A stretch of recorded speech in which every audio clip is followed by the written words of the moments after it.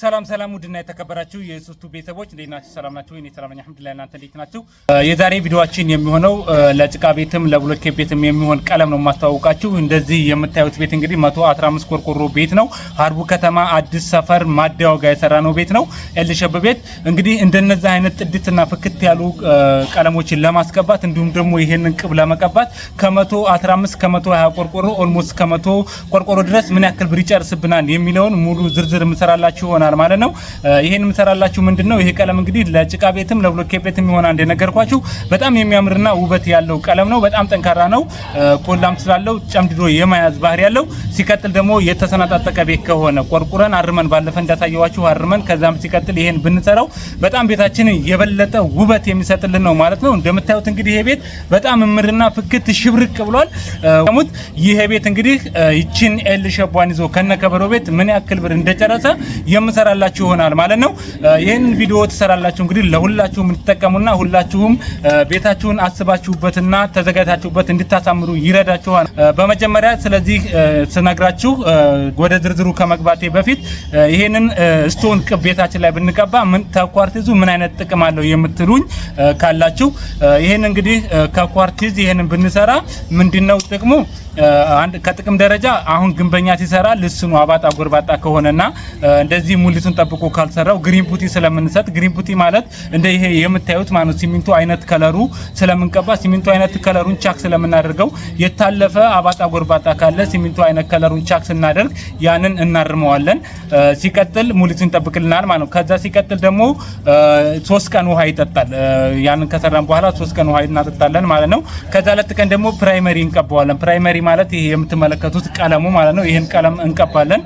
ከዛ ለጥቀን ይሄን ነው የምንቀባው ማለት ነው። ስቶኑን ከቀባን በኋላ ደግሞ ለጥቀን ደግሞ እንትን ባርኒሽ እንቀባለን። ባርኒሽ እንቀባዋለን። ባርኒሹ ደግሞ ጨምድዶ የማያዝ ባህሪ አለ ወይም ደግሞ ኮላ ብትሉትም ትችላላችሁ። እሱ ጨምድዶ የማያዝ ባህሪ ስላለው በጣም እንደዚህ የመጨምደድ ባህሪ ይኖረዋል ማለት ነው። እሱን ስለምንቀባ ለቤታችን ጥንካሬ በጣም ይጨምርለታል ከኳርትዙ የበለጠ ማለት ነው። ሲቀጥል ደግሞ ውበቱም እንደምታዩት ፍክት ያለ ቤት ነው ማለት ነው። እንግዲህ ይሄንኛው ቤት አሁን እንደምታዩት እነዚህ ሀርቡ ከተማ ላይ የተሰሩ ቤቶች ናቸው። ይሄንኛው በኳርትዝ የተሰራ ቤት ነው ባለፈው የለቀኩላችሁ።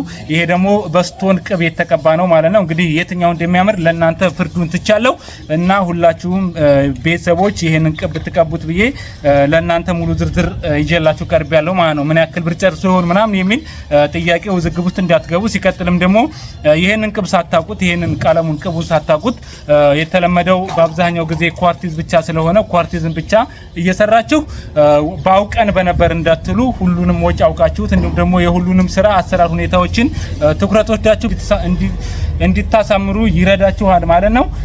እና እንግዲህ ለዚህ ቤት ሙሉ ለሙሉ ይሄንን ውጭውን ቀለም ለመቀባት ምን እቃዎችን ገዛን ምን ያክል ብር ሳወጣን የሚለውን የዕቃ ዝርዝር ምነግራችሁ ይሆናል ማለት ነው። በደንብ አዳምጡኝ።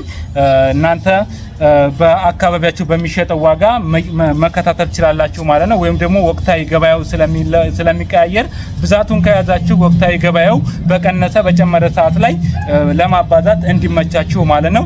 እንግዲህ ይሄን ስንሰራ መጀመሪያ የሚያስፈልገን ምንድነው? ግሪን ፑቲ ነው። ግሪን ፑቲ ማለት ይሄ ሲሚንቶ አይነት የምንቀባው ማለት ነው። ኪሎዋ 25 ኪሎ ናት። የጀሱ አይነት ናት። እሷን 15 ፍሬ እንገዛለን። 15 ፍሬዋን በ1000 ብር ነው የገዛነው። 15 ሲባዛ በ1000 15000 ወጪ እናደርጋለን ግሪን ፑቲ ለዚህ ለሲሚንቶ አይነቱ ማለት ነው።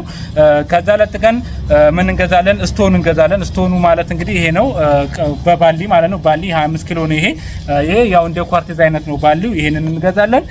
ይሄን እንግዲህ 11 ጋሎን ነው የወሰደው። 11 ጋሎን በ8200 ብር ገዝተናል። 11 ሲባዛ በ8 10ን በ8200 ብር ነው የገዛነው። አንድ ጭማሪ አስጨምሮ ነው። አንዷን ደግሞ በ4 ቀን ወይም በ3 ቀን ልዩነት 8400 ብር ገዝታብን አንዷን 8400 11 ሲባዛ በ8200 አንዱ ባሊ 8200 ስለሆነ 90200 ይመጣልና 11 በ8200 ብር ስናባዛ ከዛ ሲቀጥል የጭማሪው 200 ብር አለችን 90200 ላይ 200 ስንጨምርባት 90400 ብር ስቶኑን እንገዛለን ማለት ነው። 11ዱን ፍሬ በዚህ እንገዛለን ማለት ነው 90400። ከዛ ለጥቀን ፕራይመሪ አለ። ፕራይመሪ ማለት ይሄ የምታዩት ስቶኑ ይሄ ግሪን ፑቲውን ከቀባን በኋላ የምንቀባው ቀለም ማለት ነው። በሩሎ እንቀባዋለን። በዚህች ነው እንግዲህ ሌትር በቀለም አይነት ናት ጎማዋ። ይቺ አሁን የምታዩት 3.5 ናት ሌትር 3.5 ሌትር ናት። ይቺን 2000 ብር ናት አንዷ 2000 ሲባዛ 2 ሲባዛ በ2000 4000 ብር ወጪ አድርገናል ማለት ነው ለፕራይሜሪ።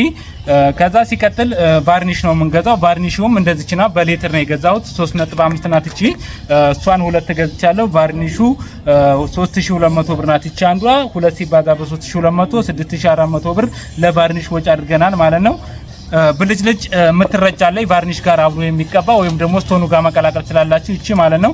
ይሄ በኪሎ ነው እንግዲህ እኛ ሩብ ነው የገዛነው። ይሄ ብልጭልጩ ከለር አለው ወርቃማም አለ ብራማም አለ። በመፈልጉት አይነት ከለር ማድረግ ትችላላችሁ።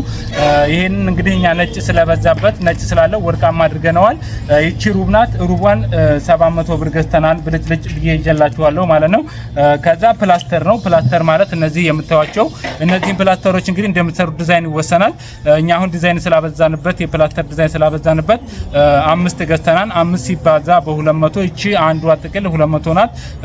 5 ሲባዛ በ200 1000 ብር ወጪ አድርገናል ለፕላስተር ማለት ነው። ከዛ መቀየጫ ነው። መቀየጫ ለቀለሙ ስንቀባ መጀመሪያ ቀለሙ ላይ ስንቀባ ፕራይመሪ ወይም ቀለሙ ብላችሁ ያዙት ለእናንተ እንዲገባችሁ። ይችን መቀየጫ እንገዛለን ወደምፈልገው አይነት ከለር ለመቀየር ነጭ ስለሆነ ይችን እንገዛለን። ይችን 2 ገዝተናል። 2 ሲባዛ በ250 500 ብር ወጪ አድርገናል ማለት ነው ለመቀየጫ። ከዛ ቡሩሽና ሮሎ ነው 300 ብር ነው። ቡሩሽም 300 ብር ነው። ሮሎም 300 ብር 600 ብር ወጪ አድርገናል ማለት ነው። እንግዲህ ይሄን እቃ ግዢ ላይ የምናወጣቸው ማቴሪያሎች እነዚህ ናቸው ማለት ነው። እንግዲህ እቃ ዝርዝሮች የምንገዛቸው እቃ ዝርዝሮች እነዚህ ናቸው። እነዚህ እቃዎች እንግዲህ እያንዳንዱ ተደማምረው ስንት ይሆናሉ መሰላችሁ? 120600 ብር እንገዛለን ለእቃ ወጪ ማለት ነው። 120600 ብር እቃ ግዢ እንገዛለን። ከዛም በመቀጠል ምንድን ያለብን የሙያተኛ የሚሰራው የእጅ የምንከፍለው ነው ያለብን ማለት ነው። እንግዲህ የእጅ እኔ በራሴ ነው የምሰራላችሁ። እናንተ በምታሰሩት ሙያተኛ ማሰራት ይችላላችሁ። በቃሪ የሚሰሩ አሉ፣ ሙሉ ግምትም የሚሰሩ አሉ። እንደ ቤት ሁኔታ ሊወሰን ይችላል።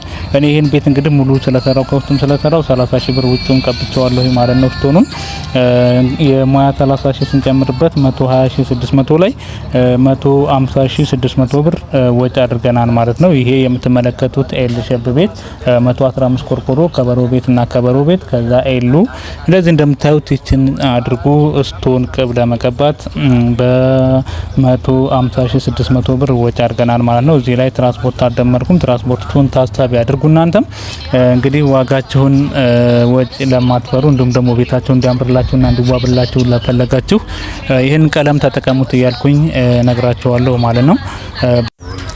ሀርቡ ላይ የተረከብነውን ስራ በእንደዚህ አይነት መንገድ አጠናቀናል ማለት ነው። ውስጡን ጅብሰም ኮርስ፣ ግድግዳ ሳክ እንዲሁም ኤሌክትሪክ ገመድ ዝርጋታ ውስጥ ላይም ብዙ ጅብሰም ስራዎች አስተካከልናቸው አለ ጨርሰናል ማለት ነው። ውጭ ላይም ደግሞ ብዙ አስተካክለን ነው እዚህ ደረጃ ላይ ያደረስነው። ይሄን ቤት እንግዲህ አንዲታችን በአማና የሰጠችን ቤት ነው።